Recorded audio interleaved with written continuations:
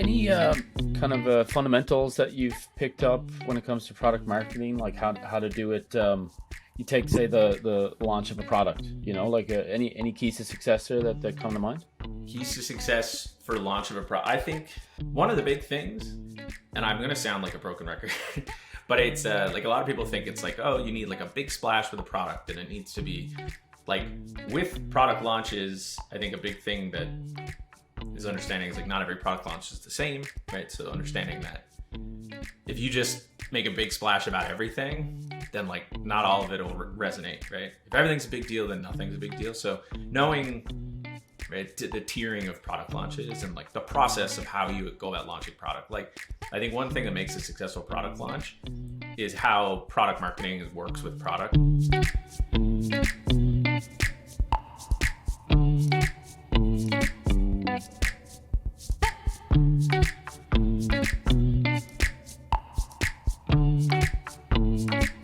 So let's we kick off with just if you can introduce yourself and what you do, and just talk about your kind of those three companies that I mentioned in my email.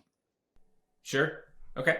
So just get into the whole thing. So yeah, cool. Well, I'm Jason Oakley. I'm the Senior Director of Product Marketing at Klue. Right.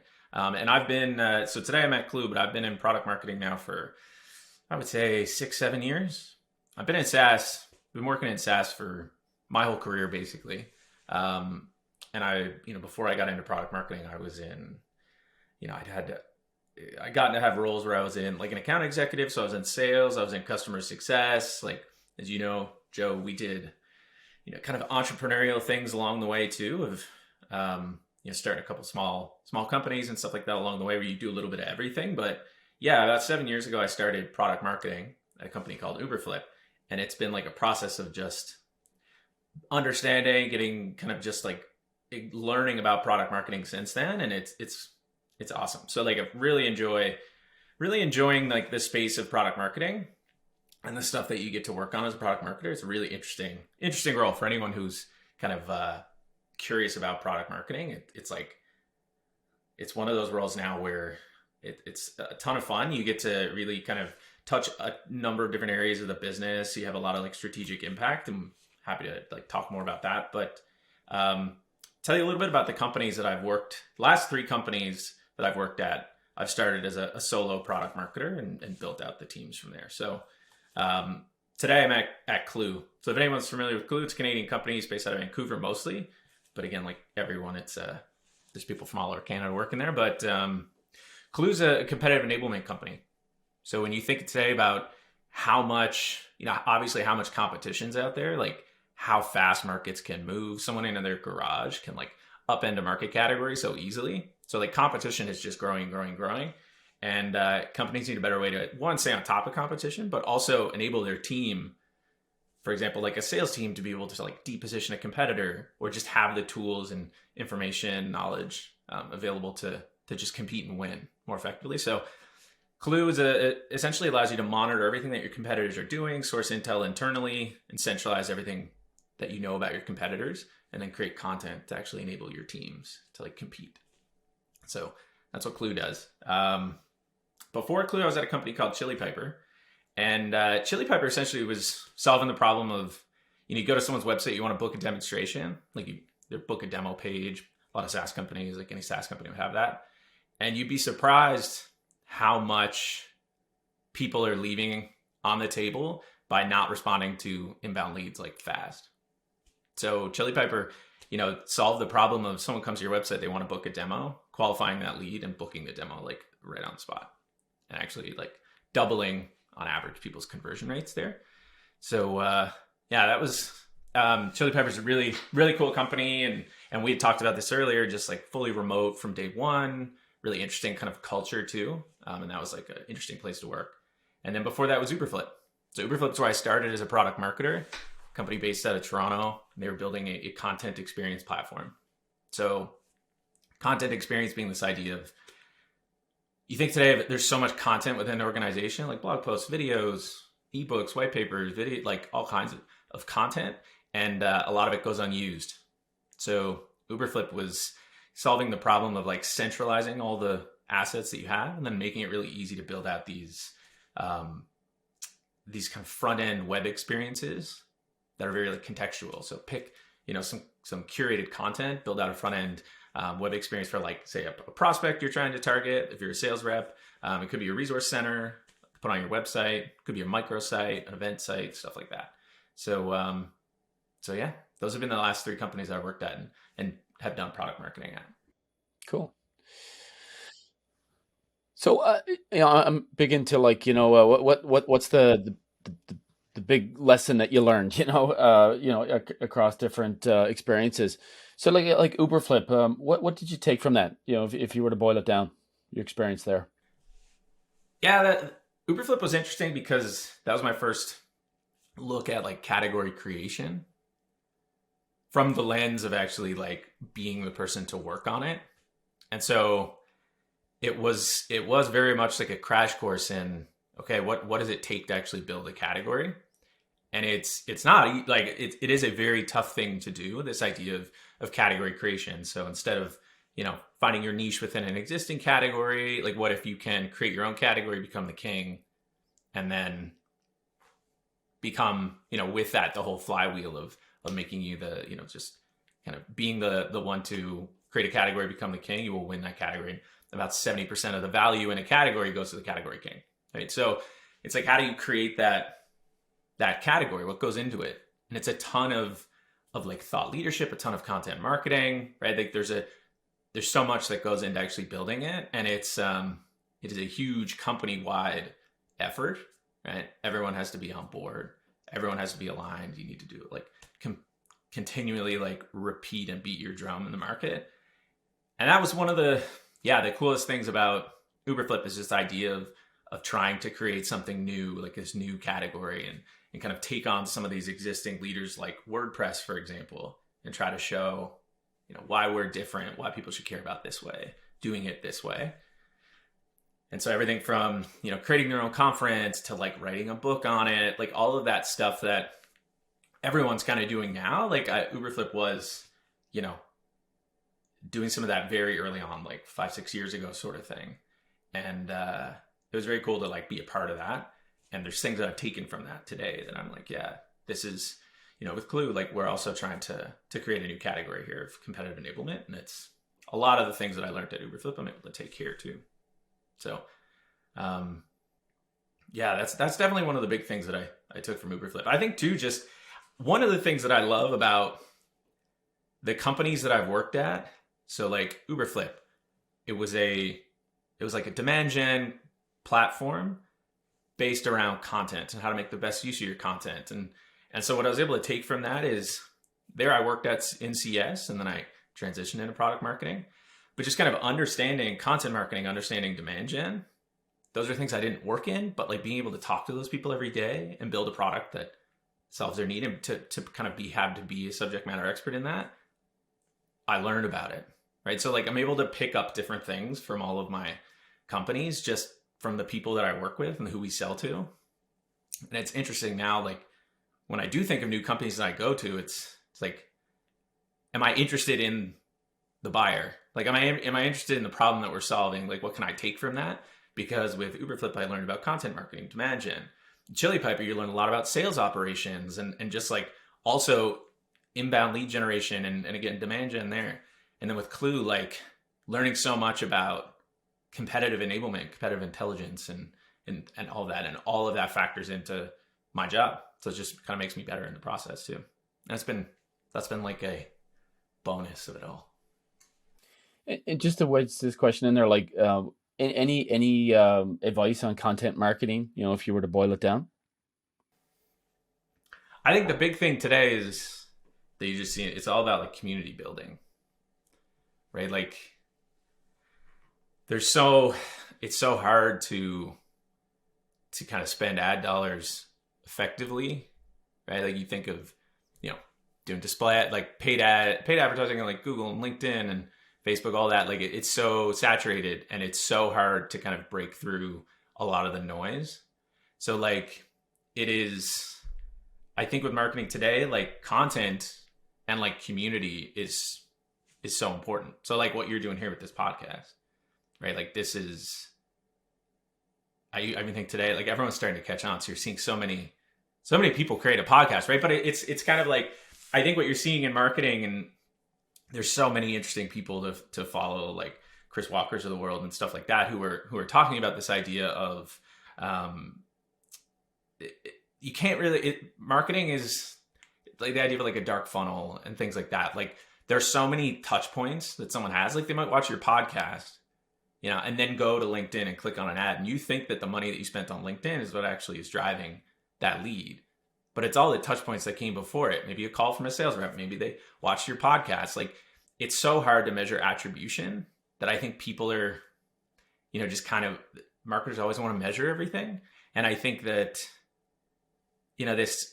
what they have to get more comfortable with is this idea of like, there is a dark funnel. There are things that, more like brand plays and content plays and building a strong community. Like the idea of, if you can build a strong community of whether it's like a customer community or you build like adjacent to your company, a community just for that persona, like there's so much benefit that comes from that, but it is harder to measure. And I think that that's why people like things that they can measure and track attribution on. But I just think that it's the people who are investing in just good quality content, good quality events, right? Like good quality podcasts, like video series, like people who are building programs and not looking to be like, how many X demos did this actually generate? And knowing that there's like a dark funnel in there that's happening. I think that's one of the big things that I'm seeing in marketing. And it's not my day-to-day, right? Like product marketing is, but luckily I've been able to work in that space, whether it's supporting them being my customer and just also part of marketing. Like I'm so fascinated by like what content marketers and demand gen marketers are doing. It's awesome. Yeah, it's true. Like with this this initiative, it's there's a bunch of different reasons for doing it, but the things that I really like about it, like hopefully there's folks out there that watch a clip or listen to an interview from this and come away with something that they can apply or that sticks in their brain. But for me, it's kind of like, in a sense, like passive professional development, I would say. Like just taking the time, me, Joe Coffey, taking the time to have a conversation with somebody and dig into a topic. It's like we don't do enough of that, I think, as professionals. And Yeah. I like how this just makes that happen. The other thing that we see is like when we post clips of this stuff on LinkedIn, for example, you get very few likes, you get basically no comments, like, but of course, and it's we're not putting a ton of effort and resources behind this, but what we do see is like every time we post things, you see a significant uptick in visitors, to your company profile, and excuse me, that's sort of like a lurker that they talk about, who's not liking or commenting, but they're watching, and they're you have to keep that in mind too with it, and I think there's it is a great, these types of things, and building that community, I think, is something that everybody should be doing, regardless of how many demos were booked. Totally.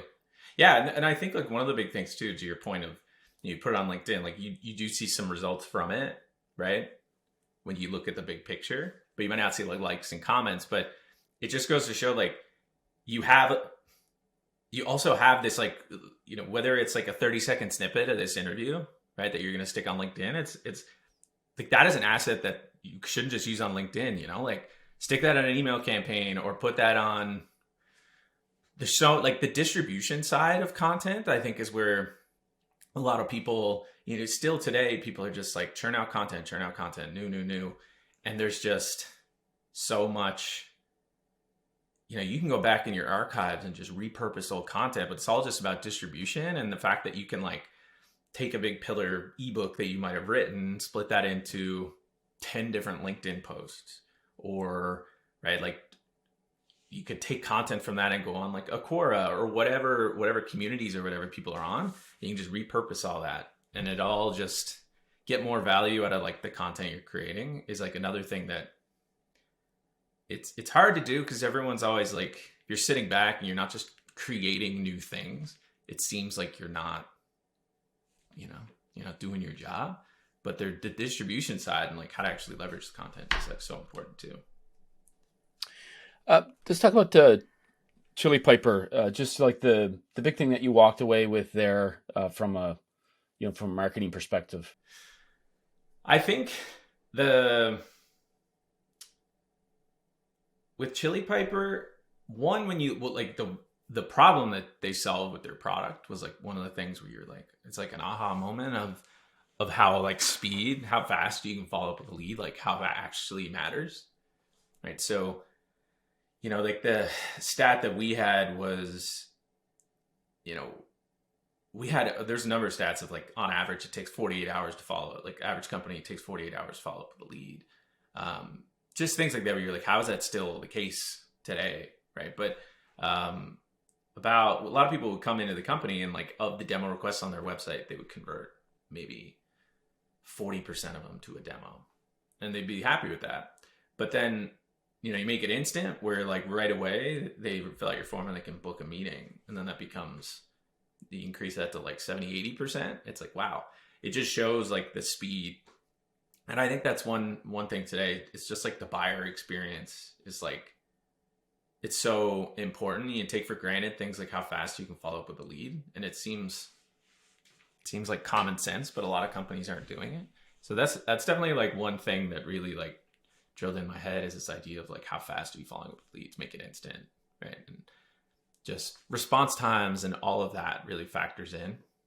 But at Chili Piper, I do think like the one thing that I saw is this idea of like brand and like your company's personality and just building that community. There's so many good things that the team at Chili Piper does where, you talk to a prospect and they'll say something like, I've just seen you guys everywhere. Mm-hmm. Right. That sense of, this idea of like, it's things that you can't necessarily measure. Like you can't look at like an attribution spreadsheet and be like, boom, that brought in that demo, but there's so much of that influences people. And I think it's just the company of like, I think one thing that definitely I saw at Chili Piper is this idea of like your voice and like your presence on social media is not just the responsibility of the marketing team. So you got a company, 150 people, that's 150 voices out in the market that they all should be talking about, right? Things that your customers care about. Like everyone should be active. Like you should look at your employees as like an opportunity to like promote your brand and to just, embody like your company's personality and stuff like that. And I think that's one thing that I saw at Chili Piper, which was awesome. It's like, I remember that I came in and the sales team had they had a spreadsheet. They were just tracking it manually, but it was like I think it was every week, the sales team, each of them had to make a post, right? And they would all just track, how many likes, how many views, how many comments, things like that. And it was like a simple leaderboard. There was nothing else, no awards or anything given out, but it was just a way to be intentional about just like, hey, we got to be out there every week, like just, beating our drums sort of thing and talking, not just like talking about your product, but about stuff that like your audience cares about. And for us, like salespeople and sales teams, we're like a target audience for Chili Piper. And so it was cool. And like, I've taken a lot of the plays that we ran at Chili Piper, like stick with me, and I'm going to bring them with me everywhere we go. Right. And also too, just like appreciating customers. So not thinking too much about like, oh, $25 gift card, we'll send that to this customer for doing a testimonial or a case study. Like our community manager made like an effort to get really like personalized. He sent people like, he like gifted people like bathrobes or like just things like knowing more about the person and things that are just, you gift someone like a piece of swag with your company logo on it. It's like, doesn't really mean much, but he was actually, going that extra step to really like do things that people remember and make them, feel something about your company. And like we had this like created our own hot sauce. Oh yes, I saw that. Yeah. So it's just cool things like that, right? Like light a fire under your sass, and it's cool. It like showed the personality of the company too, right? Yeah, I've been we've tried a lot of things, say email marketing, over the last year and a bit, and what what you find with it is so tough to stand out, right? And how do you overcome that? So something I've been doing with honestly, like I'm still early in the, but great results so far is when I'm doing a follow up, instead of a big long email, I've been doing these video intros where I'll just record a quick, like a Zoom call type of a video, introducing myself, why I'm calling, why I'm reaching out. And man, I've been getting great responses. People saying, "Hey, love the personalized." Because I'll say, "Hey, Jason, here's." It's not a, it's not a copy paste thing. It's like instead of looking at like we need to get in touch with 100 contacts this week, it's like we're going to get in touch with 4 companies, and we're going to do a great job and a personalized, job of getting in touch with them. And I love that. it's way better. And yeah, it just reignites like your enthusiasm to even do that work, right? Yeah, totally. Yeah, and it's like, you're using something like a Vidyard or Loom or something, and you're just recording a video and shooting it over as a link. Yeah, like I'm literally just open Zoom, Yep. get it running, hit record, and it takes me 5 minutes, right? Yep. Yeah, it's funny how like people think, oh, I gotta create this video. It's gonna take me all day. Maybe initially, because you'll just be like awkward on video, and you gotta get that. But like eventually, it's easier than writing. Yep. You know what I mean? Like writing an email sometimes takes me forever, and I can fire up a video and like I love the idea of asynchronous video or like pre-recording things to send, because I do that all the time internally too. Like if I gotta explain something to someone internally, I just fire up Cloud app is the one I use, and I just record a video. It's awesome. Do you remember when we were in the Inco building and you made that voicemail? Yes. Me and It Mike. was was it? Well, I remember you were on like, see, because people would call it, and it was like you in like a war zone or something. Yes. Yeah. That was yeah, Mike was doing he was doing some sound effects in the background. I remember. I remember like you did that, and you had so many people who left you a voicemail, like who actually left a voicemail on your answering machine, and we're like, this is amazing. Well, dude, like, and that's something I'm like came into this year with really determined to start being, Joe Coffee again. Like, Yeah, that's cool. you get sucked back into doing like all the like conventional formal stuff, and I realized that it's like, man, you just all you do is blend in with the masses, right?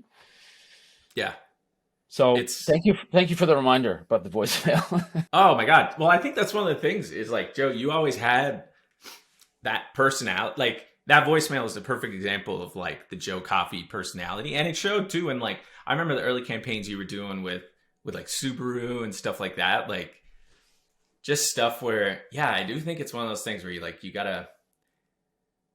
We just get so used to like the LinkedIn, like there's the way that everyone does everything. What you're seeing in the market of like, oh, this is the way people speak and all that. Even just like the idea now of, I think they call it bro pros. Like you looked at LinkedIn, everyone writes LinkedIn posts similar way. It's like very short copy, one line, and ends up being like the whole page when you expand it. But it's just like everyone talks like everyone else eventually, until someone finds the new way to like stand out. And yeah, I think that was one of the things you do well is like stand out and be funny and genuine.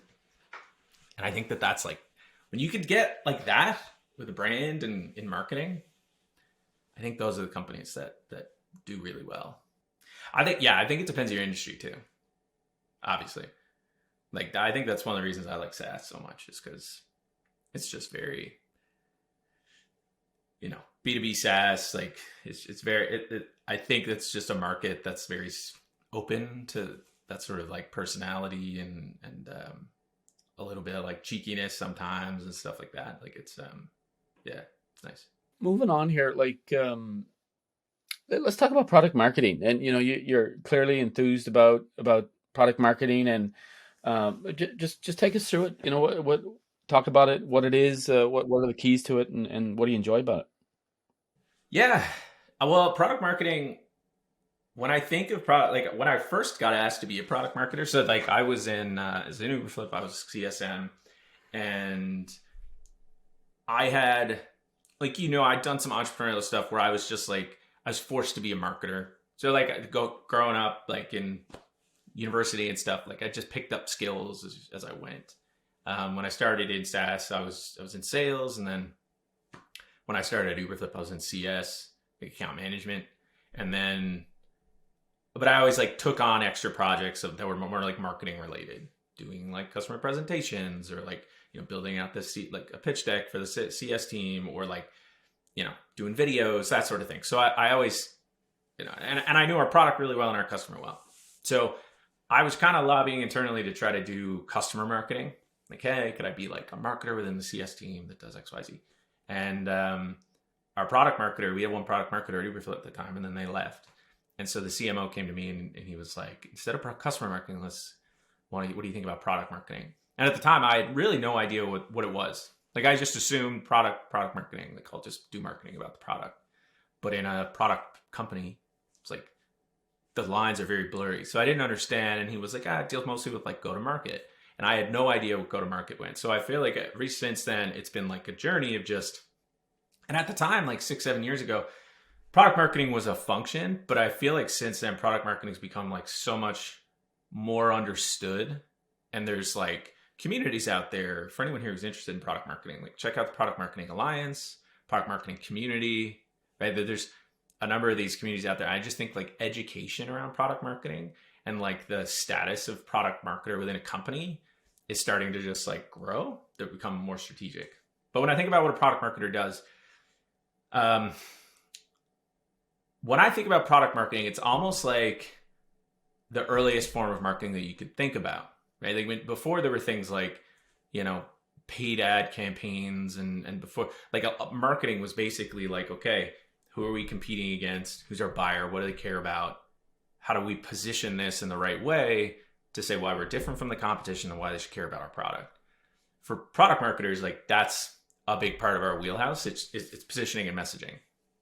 So it's understanding competition, it's understanding our buyer, understanding what they care about, and then trying to say, okay, for this buyer, right, who has this problem, understanding their problem, defining the problem really well. It's like our product is best positioned to solve your problem because it's different from all the competition in this way, right? And if you use it, this is the value you're going to get. So it's like all of that is positioning and trying to tell the world why you're different and better than the competition. And then messaging is really like the next step down from that, which is like, how do you arm your marketing team, your CS team, your sales team with like the message? Like, how do you arm them to go out and like say this to the market? Because when you think about like your website is one thing, right? Your email marketing is one thing. But when you think about, especially for like a SaaS company who has maybe like a 30-person CS team and a 50-person sales team of SDRs and AEs, it's like your SDRs are making like 40 calls a day. Your AE team is doing like 5 discovery calls a week. They're spending probably like 20, like 30, 40% of the week on calls, right? Your CS team is doing about 6 half-hour customer calls a day. Like a lot of the engagement that your customers have is through like calls with members of your team. And like these people are such a big part of like your voice to the market. So big part of product marketing is not just like saying what should go on your website. It's like enabling these teams with the message and with, information and like insights on your competitors, right? Like telling them how to actually win against the competition. And that's why I love Klue so much, because Klue's all about, hey, we're going to watch your competition. We're going to help you keep track of what they're doing. But where the like rubber meets the road is like when you can provide like insights and messaging and like what to say to your sales team, to your CS team, so that you make sure that there's not all these mixed messages to your customers and to your prospects and in the market. So yeah, a product marketer really kind of owns like the message and what's your story. Because one of the things that's so cool about product marketing is like a lot of like product-based companies will go out and they compete on like features or right. It just becomes a game of like, here's this feature and this feature, and it just becomes like a feature thing. But when you can take say you're doing like a product release and you can take something that seems like a simple feature, but you wrap it in a story and you explain like the value of it. And you kind of really like, if you could tell a great story around that, it becomes so much more impactful and people resonate with that so much more. And so like when I think of like big part of product marketing, it's like the storytelling, right? And arming people with the story in your company so they can tell it too. Um, and then more like tactical stuff is like we handle product launches, right? So someone's gonna like you're releasing a new product, or maybe there's a feature release. It's like, what is the go to market for that? Like, how are you going to tell the world about it? How are you going to use it to like drive demand to the business? How are you going to enable these teams with how to talk about it? Because no one knows about this new feature. Like, what's the value of it? How do I explain it to a customer in a way that they care about? All that. It's like, that in its core is like the job of product marketing. But it's also just one of those jobs where you touch so many like parts of the company. So product marketers are like really at the center of, you work with product, you work with sales, you work with CS, you work with marketing, you work with like the executive team in many ways. So it's it's a fun role for sure. Anyone who's interested in it, let me know. Like I've ever since getting into product marketing, it's been like never look back. It's been awesome. And so what's the difference between, say, product marketing and then the marketing team that you're working with? Like what are they doing? So product marketing is part of of the marketing team, and in some companies, I'll say it lives under like product in some cases and stuff like that. But again, talking about like SaaS companies, when I think of like a typical, marketing team in a SaaS company, you've got content, right? And they're the ones who are creating content. Like they're out there mostly thinking about like, okay, at the top of the funnel, like how are we using content as a way to, build community and to increase our like awareness in the market and drive leads and things like that. But it's like, how do we use content and create content and all that. So I think of like content marketing is responsible for that. So we work very closely with content marketing because we obviously can help guide the messaging and what our message is. And they help us because we have to create content too to like enable the sales team. And so there's a lot of like overlap there. Another team is like demand gen typically, right? And so they're responsible, or like growth marketing or anything like that, but they're responsible for, right, how do you drive leads? How do you drive if you're, demo requests is a big thing for you. It's like, how do we move buyers through the funnel, right? How do we, of those that come in top of the funnel, it's like, how do we, whether it's creating like drip campaigns or like nurture campaigns, how do you nurture and like convert those leads and drive demand? So like, again, there's so much overlap where like demand is also very interested in a podcast, right? Like what things are we doing in the market to drive leads? And so they're very concerned about, what does our funnel look like? How are we driving leads? How are we converting them? Like that's demand gen. And then product marketing. And then social for us, it's under content.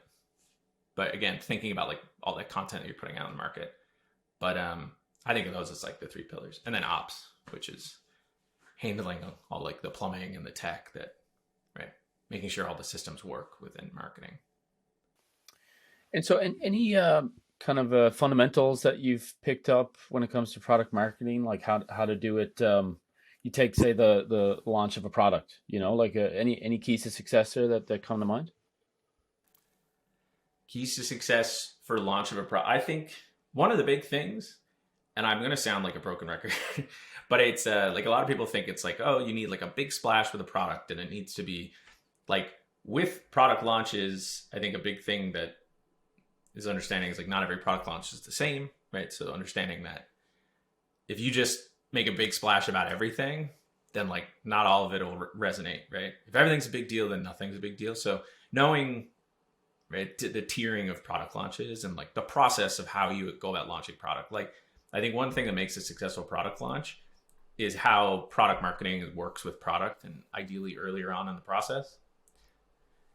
So, at Klue right now, we're working with the product team to really kind of try to establish what does that process look like. So when are we looped in? Like after they scope what a feature might look like are we looped in at that point to help really like make sure we're like the messaging is right, make sure that, there is a good story to tell about this feature and how we tell it.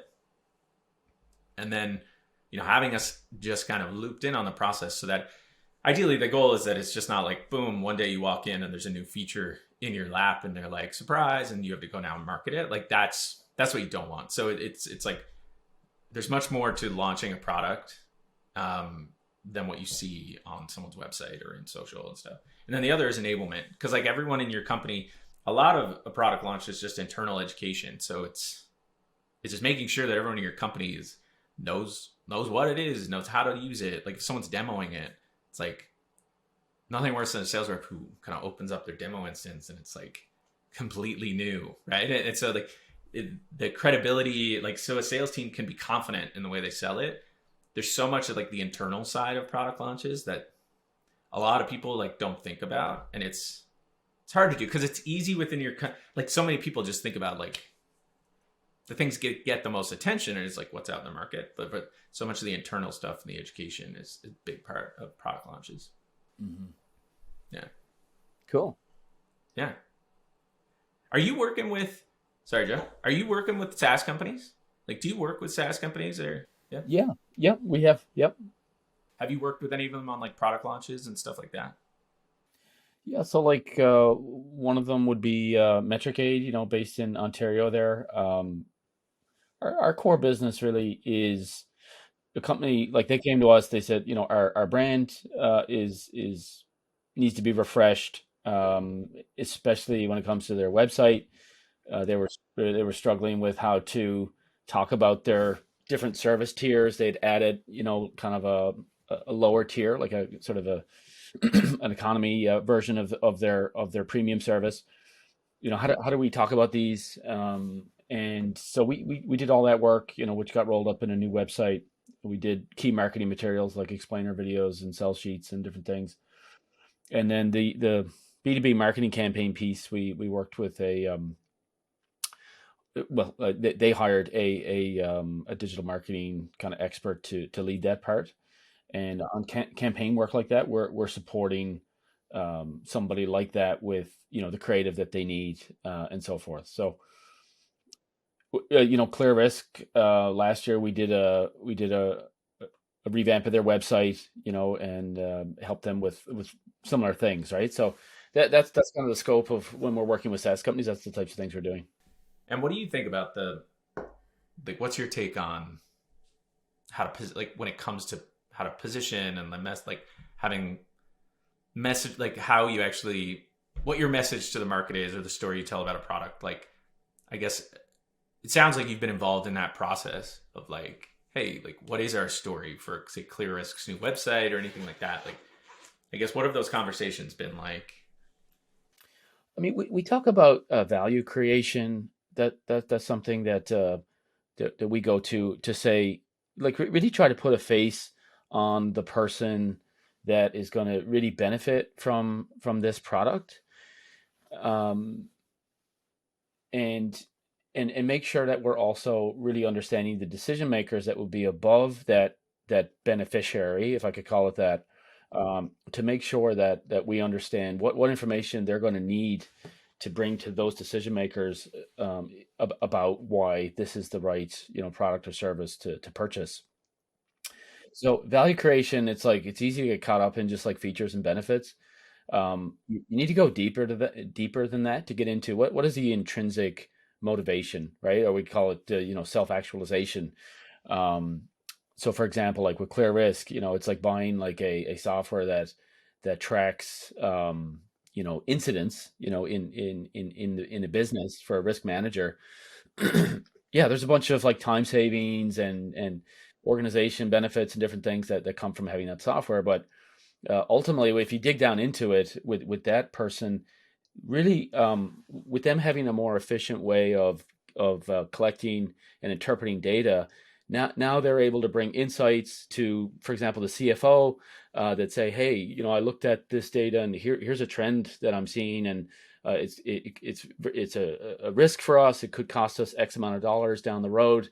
I think we need to change course, and so now they're in a leadership position where decision makers are listening and leaning in about kind of the insight that they've identified. And so like that's kind of, we want to make sure that the marketing sort of is and the key messaging and so forth is speaking to that self actualization. Make sure that's included. Not to say that we get rid of features and benefits. Of course you don't, right? Like that has to be woven in there as well. But so I don't know if that's your question, but like that's the thing we try to dig into. And I still think there's nothing better than customer interviews, like qualitative research. So have a conversation with four or five risk managers, or the types of people that you're dealing with. Just get them on the phone, talk to them, right? And if you do enough of those, like I have found, once you go past say 10 interviews, the data starts to repeat, and okay, there's an insight here, and that to me is the most powerful way to really make marketing real and to get to the heart of that target audience. Yeah, I love that. I think one thing that makes me think about is company that we use at Chili Piper, and our demand gen marketer is a big fan of it. It's called Metadata. But the guys at Metadata are really good. They have a small marketing team, but they're just like, or at least at the time it was. But the quality of the stuff they were doing was awesome. And I just think the way they thought about marketing was really good. And it still is, same team. But one of the things they did is, like, when they were doing their new website, they drafted it all up and they put it in a Word doc, and they sent it to like 10 or so of their customers. And they just said, tear it up, like write it, the comments on it, say whatever, like tell us what you think of this. And I think it's so interesting where you can get that qualitative data on and get it from your customers, the ones that know your product the most. It's I agree with you. Like, the qualitative side of it is so much bigger. Like, I think marketers and just people in general like to have data and like quantitative stuff when they can. But I think it's where you get the real insight is where, like, qualitative.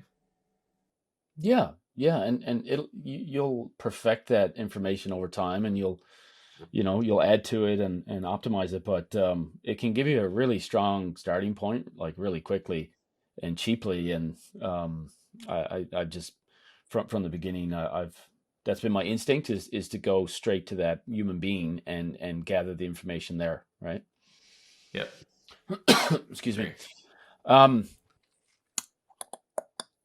yeah, so like you're Atlantic Canadian boy, I'll say, man, and you- uh, in the big city now, and working with these large organizations, which is really cool to hear about, and just the sophistication that they have in their marketing teams, and how it all comes together. Um, what is your what would be your advice, like, or I can put it this way, like if you're going to start a SaaS company in Newfoundland, how would you go about that, or what would be the advice you'd give to somebody trying to do that in this part of the world? Yeah, it's interesting. So it's interesting because, yeah, I moved to Toronto. Now I live in a town called Collingwood, smaller than St. John's, maybe 30,000 people. So it's actually, I couldn't stay in the big city forever, but anyways, we're in a small town now. My backyard and all that. But I think that I think, like, the remote, like you talked about, like when you first went remote, it seemed kind of odd, right? And now it's just normal table stakes. Like, every company needs to be remote, and I think that that's, for a place like Newfoundland, that's amazing. Like, the fact that you don't need to be hopping on flights all the time to go out and visit customers. Like, just the ability to do business remotely is huge for anyone who's not in a major hub, right?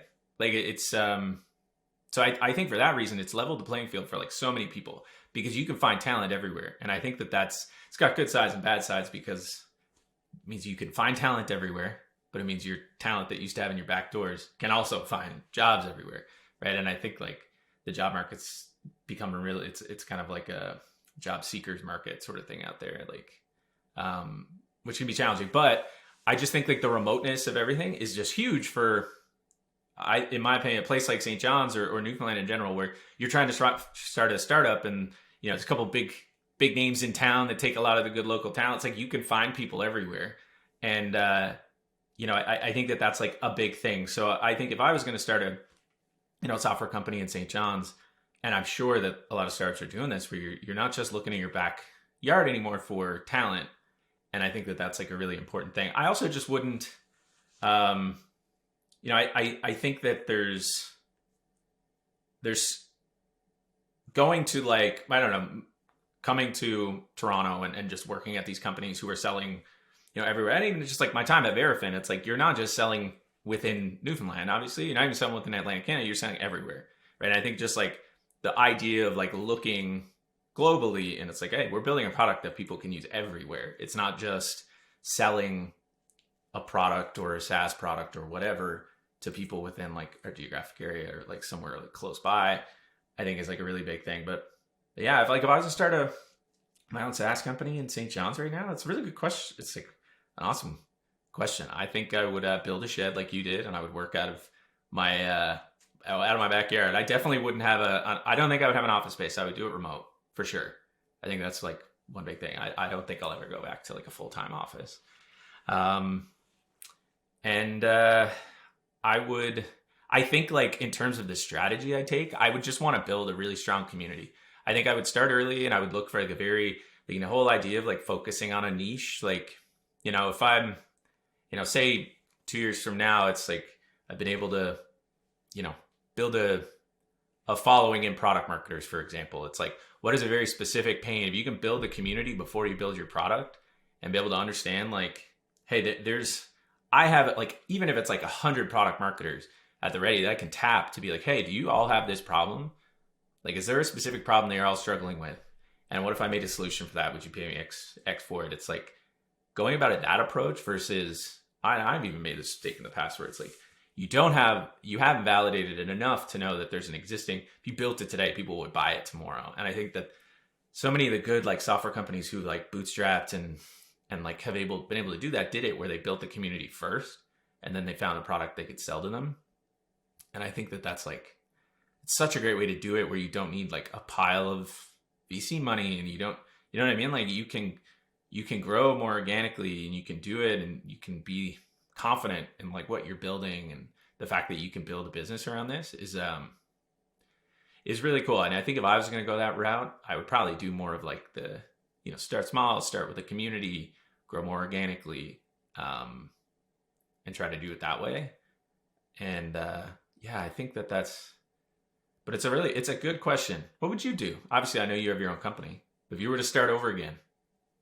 Yeah, well, I more so about think about like, I've been at this 16 years now, and I do like the, small agency size, that is something that I would still try to maintain. You know what I mean? If I would start over, that would still be my vision. Is not to build a huge company. I more so think about like the last I don't know, 5 to 10 years maybe of like getting away from like your authentic you and just falling into conventional business speak and process, like when it comes to how we market ourselves and making sure that persona as a business, like that uniqueness is always kind of at the center of our marketing, our communication. That's a regret that I have, and it's something I'm working now to change and get back to. But yeah, like going remote, it has opened up. It changed our perspective as a team. Like we're working with freelancers and partner companies literally all over the world, and I think when you're a remote company, like that happens more naturally. You you're not as like closed minded to the idea of working with somebody on another continent. And so yeah, I think starting remote, maybe that's something I would do differently. Is start that way, and I think it's got a powerful way of changing your thinking. Yep. Jason, how are you for time? I'm supposed to be in a meeting right now. Let me message a guy and say I'm going to be 5 minutes late. Yeah. No, we'll glue Yeah, up. I'm just going to message a guy and tell him I'll be there in a minute. Okay.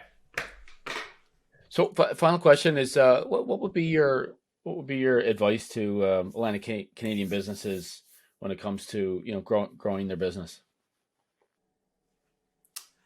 Yeah, I think like I'll start by like there's so many, like I look at companies in St. John, obviously like stay on top of what's going on in St. John's, and just seeing the success of like so many new startups that have like kind of popped up, like it's awesome to see. So I think that like, I think, I look at Atlantic Canada, I think like what's happening in the world and just like remote and everything like that. I just think it just means you can create a successful company anywhere. And it's always been the case too, right? Like we know, seeing the success of like Verifin, right? And, the Collab, MISA, like all of that is awesome.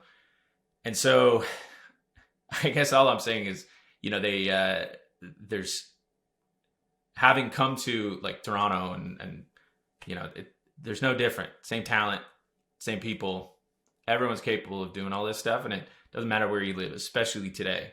Right. Cause it's just the reality. But I think if, to anyone who's starting something in Newfoundland, it'd be a lot of stuff, same stuff I said today, like focus on building community, focus on, your story, right? Like, what is it? Like, what makes you unique, right? Like, what is focusing to your point earlier? It's like, focus on the pain, focus on like things that, how you tell your story in a way that people really can feel it, right? Like, it's more emotional. Like, I think like competing on features and even like features and benefits, it's only going to last so like, it only lasts so long. And I think the companies that and we're starting to see this, like, there's a lot of, really, smart people out there talking about this all the time, but it's just like competing on brand and competing on your community that you've built and competing on, the way that you see the world as a company is like, so it's just like one of those like superpowers. I think the companies that do it well are just killing it. Right. So that would be my just biggest advice. The stuff we've kind of been talking about, right? Having your personality, like being different, not just in your product being different, but your company being different and like your message being different. I think that would be like my biggest advice. Yeah. No. Yeah. All right, my friend, I know you're busy, so really appreciate you making time for this. This was fun, Joe. Anytime, man. I love it. I love catching up.